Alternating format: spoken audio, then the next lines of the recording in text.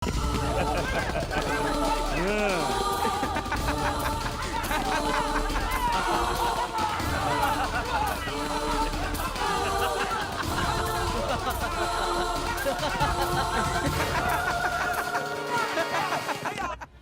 వెంటనే రాజీనామా చేయాలి. మళ్ళీ పోలీసులపై గౌరవం పెరగాలి. పోలీసులంటే మీకు అంత ఇష్టమా సార్? పోలీసులంటే భలే ప్రాణం తమ్ముడు నాకు. పోలీసులంటే అంత ప్రేమ ఉన్నవాళ్ళు ఒక పోలీస్ ఆఫీసర్ని అతని కుటుంబాన్ని ఎందుకు చంపారండి? మీ రాజకీయాలకు ఎలా బలి చేశారండి? చాలా తప్పుగా మాట్లాడుతున్నావు తమ్ముడు. నేను పోలీసులు చంపటం ఏంటి? విమర్శించడానికో హద్దు ఉండాలి. సాక్ష్యంతో మాట్లాడండి. సాక్ష్యంతోనే వచ్చాను. మీకు చెంచాగిరి చేసినందుకు నన్ను బట్టలు తీసి చెప్పి పెట్టుకొట్టి నన్ను ఒక సిన్సియర్ ఆఫీసర్ గా మార్చాడే ఆ సర్కిల్ ఇన్స్పెక్టర్ మహేష్. మీ పొలిటీషియన్ చంకనాకినందుకు మా పోలీసులు ఉతికారేశాడే ఆ సర్కిల్ ఇన్స్పెక్టర్ మహేష్.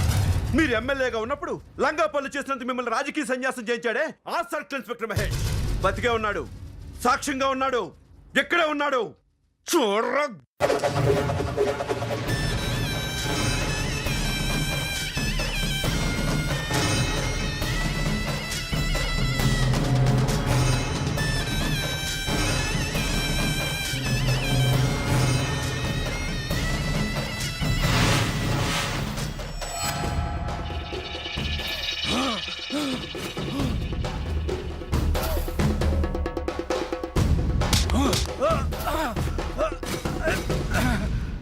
అన్నా, నీ చేతులు నరికింది ఎమ్మెల్యే భగవంతుడు. ఆ భగవంతుడు ఎవరో కాదన్నా, సిఐ మహేష్. భగవంతుడా!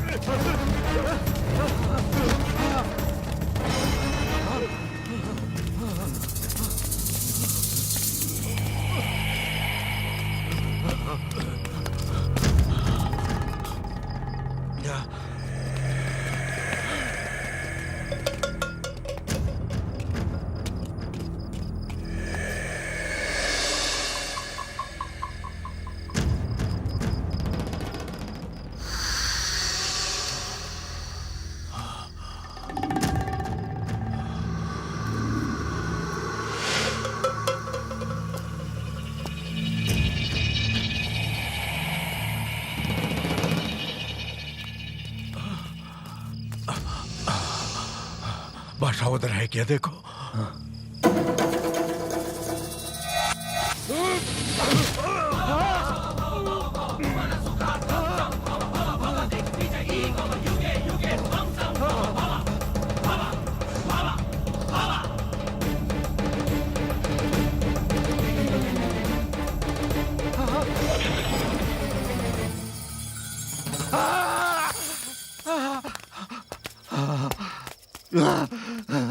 వద్దు వద్దు నన్ను చంపొద్దు వద్దు నన్ను చంపొద్దు నీకు నన్ను పట్ట వద్దు నన్ను చంపొద్దు నన్ను చంపొద్దు నీ కాళ్ళు పట్టుకుంటే నన్ను చంపొద్దు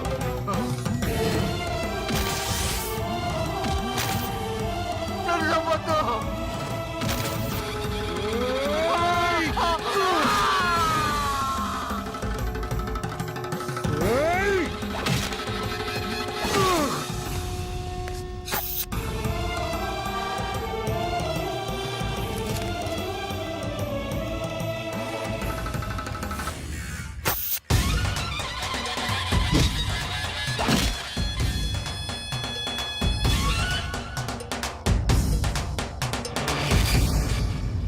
పొలంలో మందేస్తే పురుగులు చావాలి.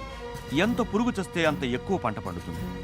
నీ మూలంగా సమాజంలో ఎన్ని పురుగులు చచ్చాయన్నది పక్కన పెడితే అలాంటి ఆలోచన విధానానికి శ్రీకారం చుట్టినందుకు నిన్ను మనస్ఫూర్తిగా అభినందిస్తున్నాను. థ్యాంక్స్ అయ్యా. థ్యాంక్స్ చెప్పి మళ్ళీ మీ రాజకీయ నాయకులు చెడ్డ పనులు చేయకండి సార్. ఈ సొసైటీ బాగుపడాలంటే ఏ ప్రభుత్వానికైనా 2 నాలుకలు 2 పాలసీలు ఉండకూడదు సార్.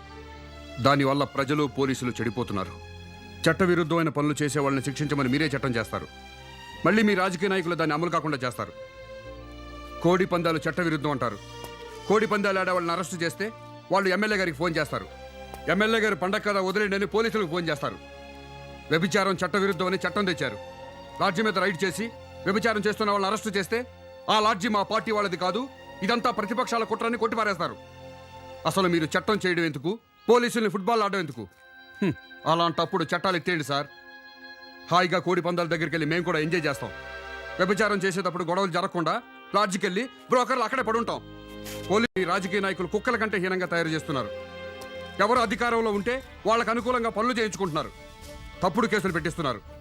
ఫలానా పోలీసు ప్రతిపక్షంలో ఉన్నప్పుడు మన మాట వినలేదని అధికారంలోకి రాగానే ఆ పోలీసుల్ని ట్రాన్స్ఫర్ పేరిట ఎక్కడికెక్కడికో విసిరిపారేస్తున్నారు.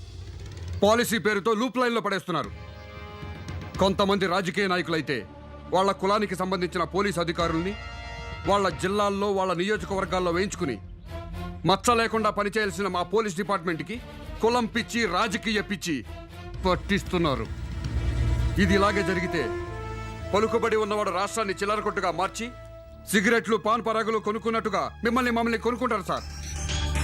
సార్ దయచేసి రాజకీయాల్ని ప్రజాసేవకు మాత్రమే ఉపయోగించండి సార్. సార్ పోలీసులు ఒక్కరోజు డ్యూటీలో లేకపోతేనే సాక్షాత్తు ముఖ్యమంత్రి మన పోలీసుల దగ్గరికి పరిగెత్తుకుంటూ వచ్చారు. అంత విలువైందండి మన పోలీస్ డిపార్ట్మెంట్. మనం మాత్రం ఫలానా స్టేషన్కి ఫలానా ఎస్ఐని అయ్యిండి అని చెప్పి ఎమ్మెల్యే కాళ్ళు పట్టుకుంటాం. రాజకీయ నాయకులకు సేవ చేయటం మానేసి ప్రజలకు సేవ చేయండి సార్. చూడండి, ఎమ్మెల్యే కంటే మంత్రి గొప్పవాడు, మంత్రి కంటే ముఖ్యమంత్రి గొప్పవాడు, ముఖ్యమంత్రి కంటే ప్రధాని, ప్రధాని కంటే రాష్ట్రపతి గొప్పవాడు, ఆ రాష్ట్రపతి కంటే గొప్పవాళ్ళు ప్రజలు. మీరు ఎంత గొప్పగా బతికితే ప్రజాస్వామ్యానికి అంత గొప్ప భవిష్యత్తు ఉంటుంది. సార్ నేనెన్నో మంచి పనులు చేశానని పొగిడారు. పొగడ్తలు కాకుండా నాకు బహుమతి ఇస్తారా? మా అందరి భవిష్యత్తు గురించి ఆలోచించిన వాడివి. నీకు బహుమతేంటయ్యా? ఏదైనా ఇవ్వచ్చు, అడుగు. ఎమ్మెల్యేగా రాజీనామా చేస్తాను. మళ్ళీ నాకు సర్కిల్ ఇన్స్పెక్టర్గా ఉద్యోగం ఇప్పించండి సార్. కాకి బట్టలు వదిలేసి కద్దరు బట్టలు వేసుకోవడానికి ఎంత బాధపడ్డానో, ఎమ్మెల్యే అయి వెధవ పనులు చేయడానికి మనసులో ఎంత కుళ్ళి ఏడ్చానో నాకే తెలుసు. ఎమ్మెల్యే టికెట్ సంపాదించడానికి నా ఆత్మగౌరవాన్ని చంపుకుని ఓ నాయకుడి కాళ్ళ దగ్గర కుక్కలా పడున్నాను. గెలవడానికి డబ్బు కోసం నా ఆత్మాభిమానాన్ని తాకట్టు పెట్టి ఓ సంబంధం లేని ఆడదాన్ని కాళ్ళు పట్టుకున్నాను. ఎలాగైనా గెలిచి తీరాలన్న కసితో ప్రాణానికి తెగించి ఒళ్ళంతా తుట్లుగా పడిపించుకున్నాను. చివరికి ఎమ్మెల్యేగా గెలిచాను. గెలిచాక నేను చేసిన పనులన్నీ మీకు మంచి పనులుగా కనిపించకపోవచ్చు సార్. ఓ ఆడది బట్టలోడు తీసుకుని క్యాబరే చేస్తుంటే కళ్ళప్పగించి చూసే క్యారెక్టర్ కాదు సార్ నాది. కానీ నేను అలా చేస్తేనైనా ఇలాంటి సిన్సియర్ ఆఫీసర్లు రియాక్ట్ అవ్వకపోతారన్న చిన్న ఆశ. ఈయన రియాక్ట్ అయ్యారు, నేను సక్సెస్ అయ్యాను. సార్, నేను దేవుళ్ళని నమ్మే మన పోలీసుల్ని ఈ ప్రజలతో కొట్టించాను. దానికి నా మనసులో ఎన్ని వేల సార్లు క్షమాపణలు చెప్పుకున్నానో నాకు తెలుసు సార్. అలా చేస్తేనే ఈ జనం మీద మీకు కోపం వస్తుందనుకున్నాను. వచ్చింది. మీరు రాజీనామాలు చేశారు. పోలీసు ఎంత గొప్పవాడో, పోలీసు సమాజానికి ఎంత అవసరమో, పోలీసు లేని సొసైటీ ఎలా ఉంటుందో అప్పుడు తెలిసొచ్చింది జనానికి, ఈ రాజకీయ నాయకులకి. ప్రత్యక్ష నరకం చూశారు. ఇవన్నీ తప్పులు కాదు సార్. శిక్షలు వేస్తూనే జనానికి, పోలీసులకి వాళ్ళ బాధ్యత గుర్తు చేశాను.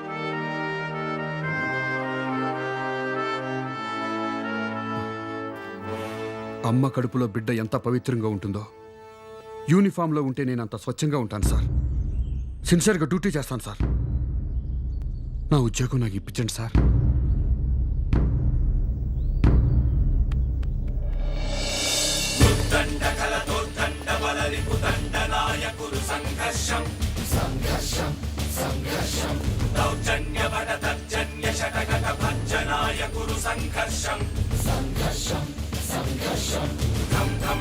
నిర్ఘోషణాయ తద్ధిం తకిట శివ తాండవాయ సంఘర్షం సంఘర్షం అత్యసు సంఘర్షం